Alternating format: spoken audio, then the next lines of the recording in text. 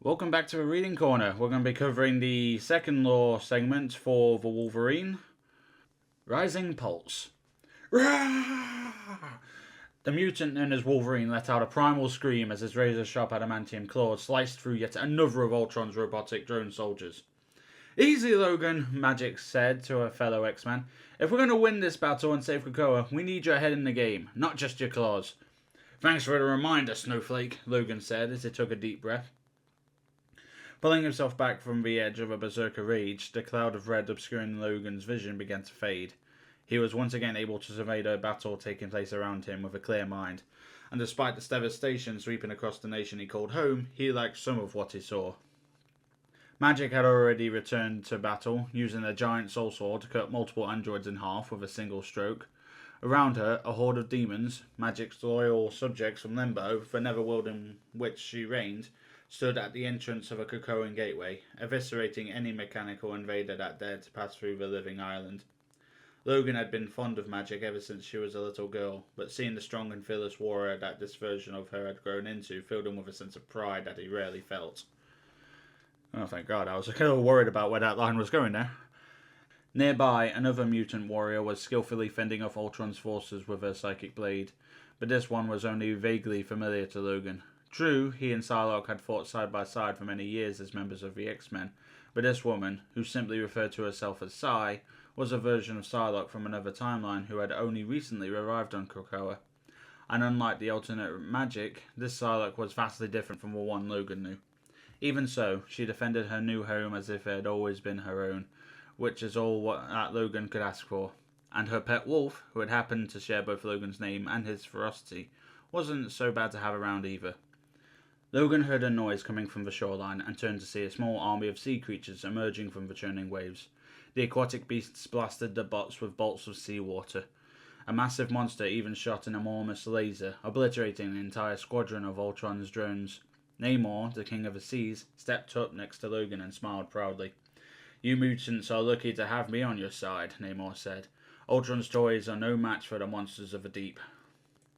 "I sure hope you're right, Fish Breath," Logan said, as yet another battalion of robotic drones blasted its way through an unguarded Krakoan gate. "'Cause we've got more uninvited guests." As Logan ran directly into the new wave of android assailants, he held his arms out to his side so that his fully extended claws could slash their way through every hunk of scrap unfortunate enough to pass him by. The drones fell to the ground in pieces around him. "About time I started getting the security I paid for," a voice said inside of Logan's head. It belonged to a mutant telepath, Emma Frost. Emma had been the one who planned tonight's extravagant Hellfire Gala on the island of Krakoa. She had invited countless superheroes and powerful world leaders to dine, dance, and determine the future of relations between man and mutant kind. But things went terribly wrong when the genocidal robot called Ultron returned to Earth and crashed the party. What started as an evening of fun festivities had since devolved into chaos and all-out war. "If you wanted a bouncer, Emma, you should have hired a blob," Logan snapped back in his mind. "I can't control who comes through the gates. I can just cut them to pieces once they do." "I simply imagined that you and the little X-Force you assembled," Emma continued. "This ain't no X-Force, lady," Logan barked, stopping Emma mid-thought. "Magic, Psy, Namor, they're all tough as nails, sure, but despite the matching costumes, we ain't never fought as a team before, and it shows." "Indeed it does," Emma said as her thoughts began to trail away. Logan knew that she meant no harm, but even so, he was glad to finally have her out of his mind. He had more important things to focus on. Wolverine raced over to where Magic and Namor were standing. Both Magic's demons and Namor's sea creatures were doing their best to block off any new reinforcements from coming through the Krakoan gates. But for every portal they managed to secure, another seemed to open, as if Ultron had somehow gained full access to Krakoa's network of interspatial gateways. "We've got to shut these blasted doors down," Logan said. "We can't let any more of these things in." "The only problem with that plan," Magic replied, "is that no one else would be able to get out either, including all the innocent people who were attending the Hellfire Gala." "I know of very few air breezers whom I would consider innocent people," Namor said with indifference. "Besides, I thought you mutants put the safety and security of Krakoa before all else." "Not before helping others," Logan replied. "Even if the folks we're trying to save are the very same kind of humans who would send an army of Sentinels to wipe out our entire nation if they had the..." Logan paused for a second, realizing that what he just said might hold the key to their dilemma. "Sentinels," he muttered under his breath. That's it. For years, humanity had attempted to exterminate Logan's people by building massive mutant hunting robots known as Sentinels. At first, they were easy to defeat with just a few slashes from Logan's claws, but with every new generation, the Sentinels' defenses have been improved upon. Still, there was one thing that always succeeded in taking down these mechanical menaces: an electromagnetic pulse. Anyone seen Magneto? Logan asked. Last I heard, Ultron took him out, Magic said. I would check the Arbor Magna. He should almost be resurrected by now. Ain't got time to wait, Logan scowled, rushing off towards the jungle at the heart of Krakoa. Gonna have to get to my backup plan. Where do you think you're going? Nomar demanded. To end this fight once and for all, bub, Logan yelled back, never breaking his stride. Hold the fort till I get back, eh? Logan raced as fast as he could to the entrance of a secluded cave. Stepping inside, he found himself in an armory, the secret workshop of the X-Men's resident inventor, Forge. Unfortunately, Forge wasn't currently home, but Logan could smell that he wasn't alone. You don't belong here, Logan growled at the intruder. Funny, Rocket replied, stepping out of the shadows clad in a massive hat and flowery shirt. I thought you mutants were supposed to be all about coexistence. I am Groot, his tree-like companion added as the shiny little werewolf called Amazing Baby nibbled on his tree branches. Logan snatched a strange high-tech device out of Rocket's paws. This ain't your tech, runt, Logan said. You got no idea what you're dealing with here. True, Rocket mused. This stuff is all pretty advanced by Terran standards, but to me, it's as outdated as Cole's stupid music player. My work is light years ahead of this. But maybe you can help me, Logan said, suddenly realizing that having a self-proclaimed tech genius like Rocket on his side might actually be an advantage in need. If we want to take down Ultron once and for all, we need something powerful, like an electromagnetic pulse grenade, Rocket asked with a smirk. Yeah, one of those. What do you think you're holding, pal? Rocket said, pointing a tiny finger at the device that Logan had snatched from him earlier. I am Groot, Groot added. You tell him, big guy, Rocket laughed. So, if we set this thing off, Ultron's done for? Logan asked as he examined the device. In theory, Rocket replied, but there's a catch. All the other tech across the island goes down too. That means fancy suits of armor, bionic limbs, and any top secret gizmos you might be hiding in caves like this one. Cerebro, Logan whispered, realizing that the pulse would also potentially take out the one piece of technology that mutant kind valued the most.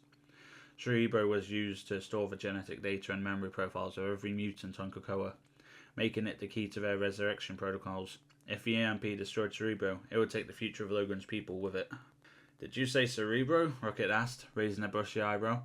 Me and Groot heard Ultron jabbering about that thing, whatever it is. Said he was going to claim it for himself. Over my dead body, Logan snarled. He took the EMP grenade and rushed towards the exit of the armory. Hey, get back here with my flocking pulse bomb, Rocket yelled. I am Groot, Groot said with disappointment as Logan disappeared back into the cocoon drone. I know, right? Rocket responded with frustration. I did all the work and that walk-in can opener is going to get all the credit. Story of my life. Logan wasn't concerned about who got recognition for ending this fight. All he wanted was for it to be over before Ultron could do more damage. And now that Ultron had his sights set on Cerebro, Logan knew he had no other choice. He couldn't allow the sensitive data stored on Cerebro to fall into Ultron's hands. He would rather destroy the device than let Ultron pose a greater threat to Krakoa and all mutant kind. Using his heightened senses, Logan hunted the original Ultron through the cocoon jungle. There was something different about his smell that set him apart from all his robotic duplicates that had flooded the island. It was almost as if this Ultron was made from a different metal, but it was one of Logan's nose couldn't quite place. Hacking his way through the dense undergrowth, Logan finally emerged just out of sight of the pointy. Ultron was already there, attempting to blast his way into the cradle, the location of the primary Cerebro unit. Logan had arrived without a moment to spare. You will not stop me from completing my new directive, Ultron said as he turned and fired a laser beam at Logan. Cerebro will be mine. Take it, Logan said. It ain't gonna do you any good when you're both lying in the scrap heap.